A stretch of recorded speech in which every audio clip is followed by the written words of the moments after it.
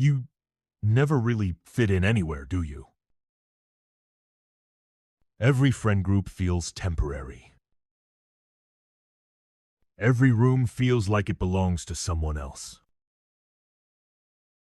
You stand there, smiling, talking, playing along, but a part of you is always watching from the outside. People tell you you're just introverted or you overthink too much. But deep down, you know it's something darker than that.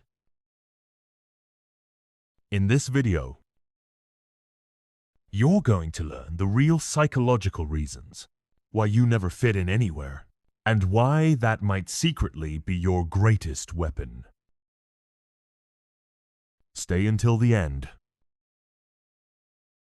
because once you see this clearly, you will never look at your loneliness the same way again. First, understand this: you are not broken. You are different in ways most people will never understand. Most people want comfort. You want truth. Most people want approval. You want clarity. You sit in a group conversation, and while everyone laughs at something shallow, your brain is quietly asking, why are we pretending this matters? You feel disconnected not because you lack social skills, but because your mind refuses to fully invest in things that feel fake, shallow, or meaningless. And here's the dark part. The world is built by and for people who are okay living on the surface. So when you refuse to live there, you automatically become the outsider. The first trait that keeps you from fitting in is hyper-awareness. You don't just hear what people say, you notice how they say it. Their micro-expressions. The way their tone changes when certain names come up. You pick up tension in the air before anyone admits there's a problem. You sense when someone's energy drops, when they feel insecure, when they suddenly feel threatened by you. On the surface, this makes you a great observer. But here's the dark truth. Hyper-awareness makes it almost impossible to relax. When you see through people so quickly, you can't fully join them because some part of you is always aware of the act they're putting on. So instead of feeling included, you feel like a ghost in the corner, watching the simulation play out. The second trait is a low tolerance for bullshit. You can't tolerate fake friendships, small talk that goes nowhere, or conversations that are just ego and noise. So while other people bond over gossip, drama, and meaningless trends, you sit there thinking, is this really what we're doing with our lives? You may even try to join in, but your energy gives you away. You're not excited. You're not emotionally invested.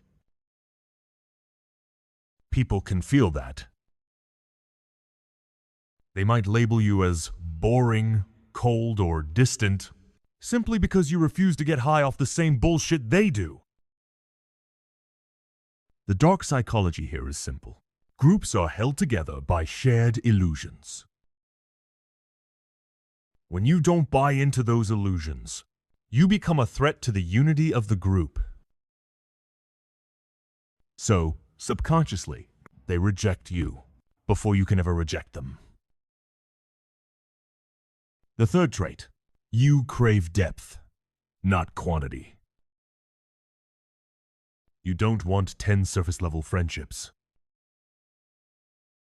You want 1 or 2 people you can talk to about life, death, trauma, power, fear, and who you really are. But the majority of people aren't built for that level of depth. Deep conversation expose insecurities, hidden motifs, and uncomfortable truths. So when you naturally pull things into deeper territory, they feel uncomfortable.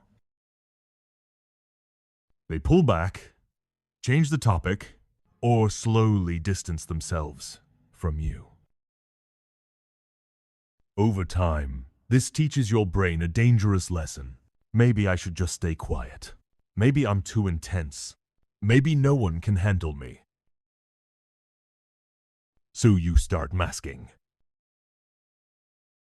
You talk lighter, you laugh more, you pretend you don't see what you really see. And every time you do that, you feel yourself drifting further away from everyone, including yourself. Now here's the part nobody tells you. Schools, offices, social media, friend groups, they're all systems. And systems survive by rewarding conformity, not individuality. You were taught how to fit in, not how to know yourself. You were praised when you played along, and punished when you questioned the script. So, what happens when you're the type of person who questions everything, who refuses to accept that's just how it is? You become a glitch in the system. You're not easily controlled, you're not easily impressed, and you're not easily entertained. To a system that runs on keeping people distracted and obedient, a mind like yours is a problem. So you feel the pressure. Tone it down. Don't think so much. Be more like everyone else. Your pain comes from trying to fit into a structure that was never designed for people like you. Here's the shift most people never make. What if your loneliness is not a punishment, but an indicator? An indicator that your standards, your awareness, and your mind are no longer compatible with the default settings of this world. People like you are not meant to be everywhere. You're not meant to be liked by everyone, invited to everything, included in every circle. You're meant to move differently. To choose carefully, to observe more than you speak, to build fewer, deeper bonds that actually match your level. The dark psychology of not fitting in is that once you accept it fully, you become incredibly hard to manipulate. You're no longer scared of being alone. And the person who is not scared of being alone is the person who cannot be controlled through loneliness. That's where your power begins. You were never meant to blend in. You were meant to see what others can't, and to move in ways most people never will. Stop asking, "What's wrong with me?" Start asking, "What exactly makes me this different?" And then, study it, own it, weaponize it. If this video felt like someone finally explained you to yourself, don't ignore that. There's a whole psychology behind people like you, outsiders, observers, deep minds trying to survive in a shallow world. If you want to go even deeper into this, watch the next video about why having no friends hides some of the rarest traits in you. You're not broken. You're just not like them.